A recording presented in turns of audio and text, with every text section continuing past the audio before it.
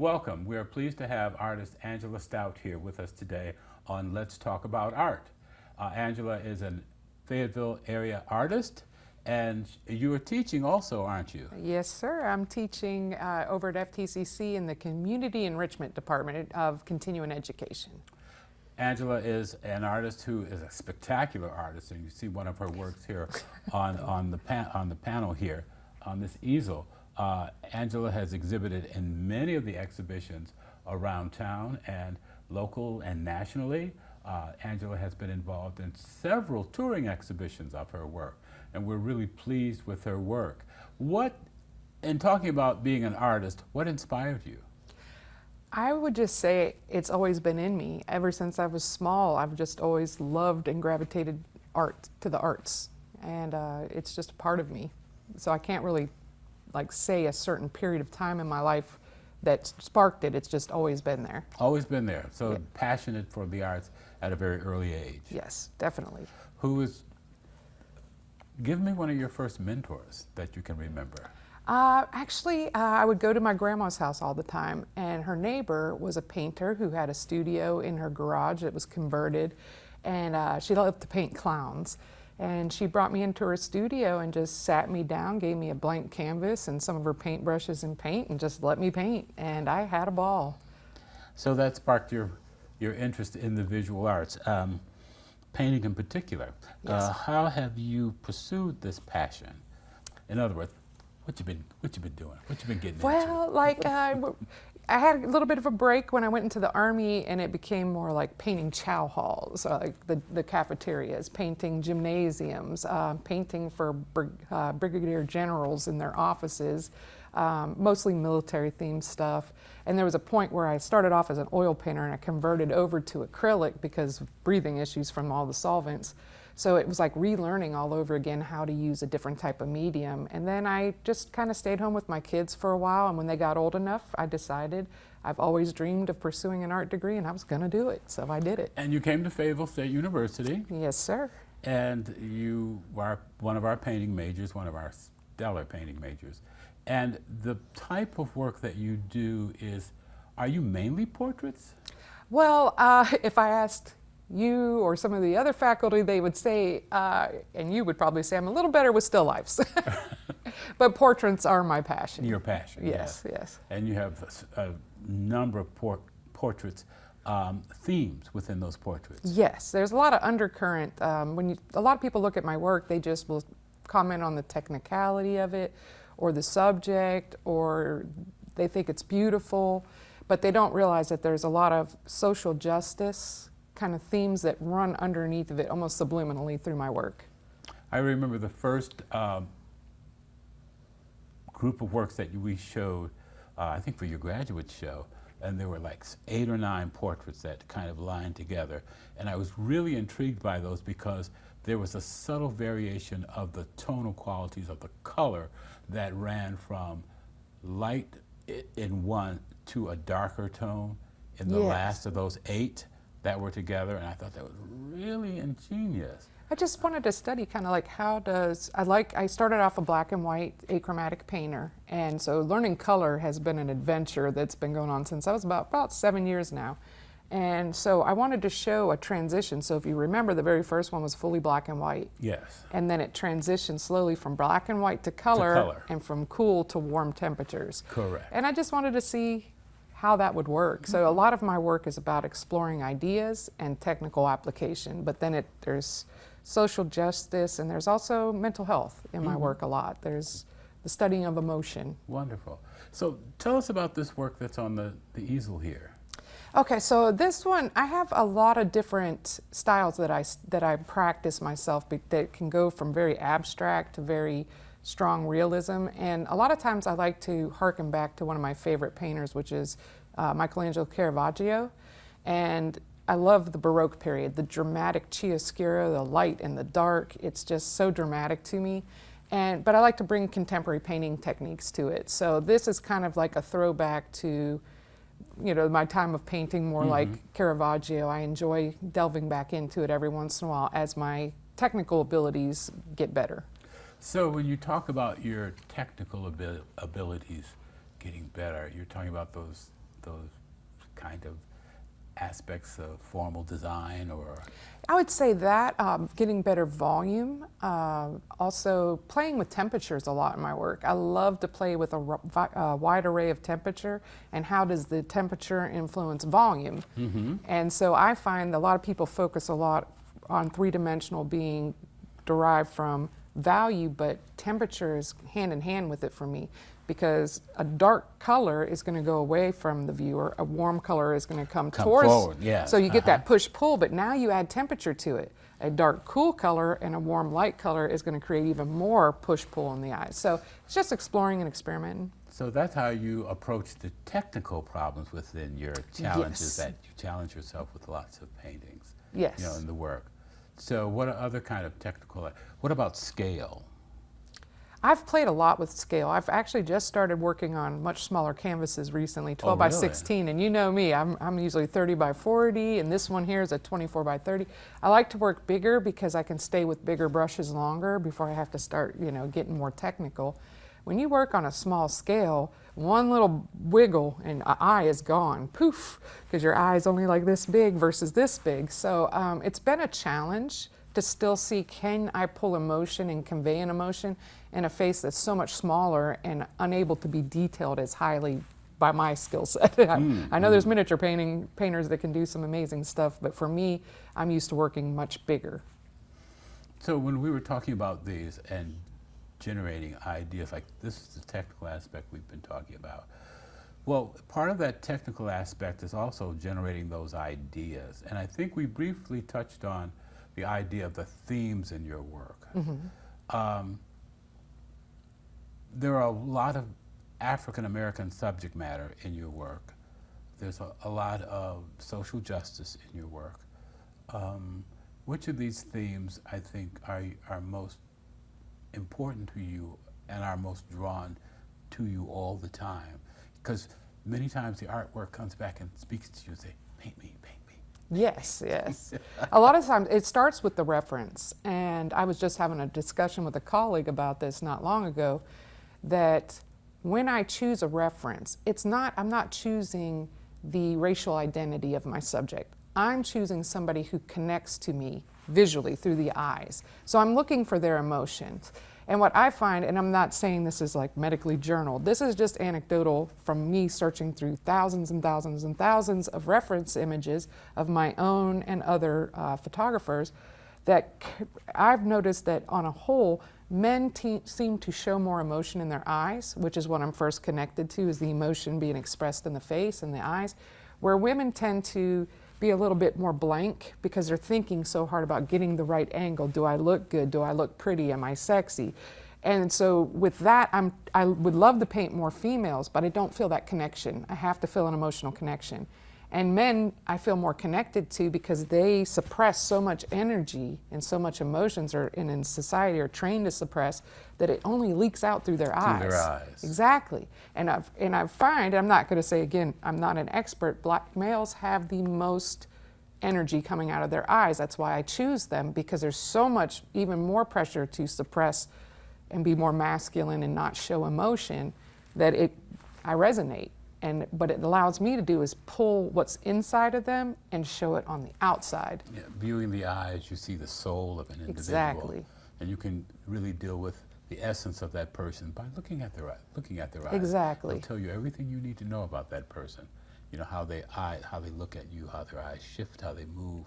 And when they actually feel the passion of this human existence, it shows up in the eyes. Exactly. And I think that is wonderful. Now, you also started adding in other works, adding gold leaf and other kinds of materials to your work? It has a lot of meaning to me. So obviously it's a nod to the Byzantine period, where they use gold leafing a lot to create like halo effects and stuff. But it also is about worth, right? And the idea that we can apply worth to somebody. And if you go back to, say, the Victorian age, where we had the famous Gilded Age, where everything was made to look like gold, but it was all fake. So I do apply that to my canvases to show that you're not giving a person the right worth if all you're judging them on is either beauty or their finance, their social status, things like that. So that's why I said there's always very sneaky subliminals in my work where it may mean something to one thing, but it'll mean something else to There are multiple exactly. meanings within your work. Exactly. And I love that about your work, because many times viewing your work, sometimes out at the exhibitions you've been in that I've been privy to be at, I will stand by and just listen to people talk about your work. And there are multiple opinions and ideas about the work, but they love the work. It's beautiful. It gives us a sense of conversation points that we, your work allows people to discuss art and talk, like this show, talk about art. Always in that realm of talking about art. Who are some of the other individuals who have been mentors to you, who you value as giving support and encouragement to you? I would say, again, a lot of my life was spent, like, I don't call myself self-taught. I say I self-guided my education, because obviously I'm looking at material. I'm not pulling this out of the air. So it wasn't until I got to college and went back and went for my art degree. So I would say first would start with my painting one instructor from FTCC, Katie Morrill. Yes. She taught me about color, she taught me about application, so she helped me start to understand color. And then flash forward to when I finished or come to get my 4-year degree here, I'd have to say a lot of the faculty has been a mentor to me in one way or another, but my two most powerful mentors would be yourself, my painting instructor and mentor, and Sonny Martin, who taught me printmaking and sculpting. So and obviously the like art criticism and the history classes, because understanding intent is 9/10 of being an artist. Yeah. Having a goal or a passion or a direction to take your art is really what starts to elevate you mentally and make your art better, because now you know why you're creating it. You're just not making it because it's pretty. You have intent. And you also don't think that whatever your creativity is, or the ideas that you're coming up with, you aren't the first one to come up with those ideas. Exactly. You're standing on shoulders of giants. And Absolutely. we're So always that's borrowing. why I always push the idea of art history. Yes. You know, learning the Renaissance, the Baroque, the Mannerist period, Dadaism. Yes. You know, and all of those important trends in art, Impressionism, Post-Impressionism, Symbolism, those kinds of things, so that you get a kind of a well-rounded picture of what people have done in the arts and what they've created in the arts and how the arts have value to the world through political or propaganda or different kinds of ways that the church, the Catholic Church during the Renaissance period, used the arts, the political periods of the Russians, you know, political manifest destiny, all those kinds of areas. Art has been important to the understanding of civilization. And I would 100% agree. I think I'm a student of history and a fan of history. And one of the most interesting things is learning that history is nothing but propaganda of the winner or the loser. Or the loser. But how do we know what a society and history is defined by who wins. Exactly, exactly. But how do we know what the society was like? It's the art that's left behind. It's the pottery. It's the artwork that is put into the limestone plaster on the side of buildings. It's the colors and the pigments that they chose to use. So you get a more visual history from art. So everything you're creating is documenting your own history as an artist. It's documenting, I document Fayetteville. I document this area. I document my life. I document my children in my work. So it's your own history that you're leaving behind. It's a visual history. And so, I mean, I think there's a lot of aspects that some people don't think about when it comes to art. Sorry, I think I bumped that. No. And you're right. Art is infused into every single thing that that we can think of. And I have many students say, tell me something. What about art? Art's not involved in what aspect of our lives? None. It takes a very hard struggle to find something that art has not touched in some way, shape, or form, or Anything fashion. with design is art. A car is art. A screwdriver is art. All of this has been designed. A tool is art. So if it's been designed, an artist is behind it. Also, everyone is an artist, just about. You select the clothes you select to put on, the way you decide to wear your hair, the clothing, the color combinations, balance, the shoes you select. You go into a store, a shopping mall, and you're looking at 50 million different pairs of shoes, and you're being an artist to select, this one will go with this outfit, and that one should go with this. You're putting all that together artistically. Mm-hmm. And many times we don't think about that. See, I get a lot of new students in my line of work because I'm continuing ed. We rotate every 8 weeks. And I tell every student that comes in, you have art in you. You just don't know what it is. Everybody has something that they're just naturally inclined towards. Some, it's seeing value, seeing volume. For some, it's composition. Think about the people that go through their house and put these beautiful decor together and will call themselves not an artist. For some, it's seeing color and being able to match color to whatever they're trying to paint. So everybody has a strength. It's just getting the gaps filled in. And getting them to understand that aspect of their artistic creativity. Yeah. For those, and mentioning the students that you were talking about, speak to young people who want to have a career in the arts, and I think you touched on that a bit, about what you say to those students. Talk about what advice would you give to younger? Well, first, don't believe that you can't make a career and be financially sound doing art. It's tricky when you're a studio artist. So I work at Cape Fear Studios, as you know, and I'm a member artist there. So when the economy is not great, sometimes there's not extra money to buy artwork, but teach, because teaching is pretty stable, you know, and there's over 80 that I could just pull up on a computer, professions that use some form of artistic degree to be a part of, like graphic design, and there's so many more. So what I would say is, if you are passionate enough about art, chase your dreams, because if you believe you can do something, you will. The first second you tell yourself you can't, you won't. And that's the end. So you have to believe first that you can do anything you put your mind to. And that's all I do. I'm not magic or nothing. I just believe that if I think I can do it, I can do it.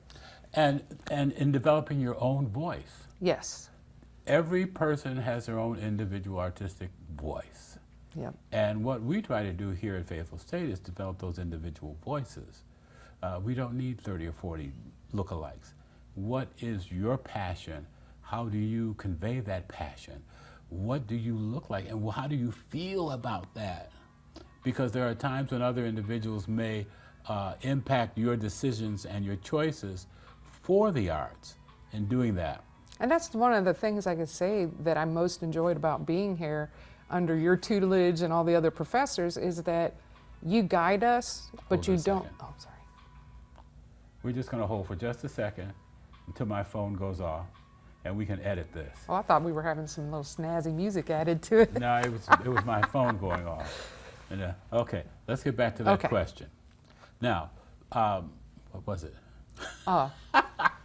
It was about influence. It's about influence from the teachers, yes. Yes. So the influence, many instructors influence their students. We all want to influence them to have their own creative voice, their own sense of growth and development, their own importance about who they are, and to value themselves and what they do. And I would say that I 100% agree, and that's one of the things I've found the most insightful here attending FSU, is that all of the faculty, including yourself, you encourage us towards our own style, our own voice, and expressing that. And sometimes you'll find teachers that try to make carbon copies of themselves by teaching them so much technique and application that it starts to look like the artist has a bunch of mini-me's running around. But with here, it's like you give us the chance to, you give us a few things that we have to do. To express yourself and fly. And that's critically I might important. want to redo that mini-me thing didn't work out. I would try that again. But I understand. Many people will understand what they're talking about. Yeah, Yeah, that whole But the whole concept. idea is that when I came here, one of the biggest benefits was that you and Sonny and Shane and the whole entire crew, you don't try to mold us into something. You don't try to change our ideas. You just elevate us.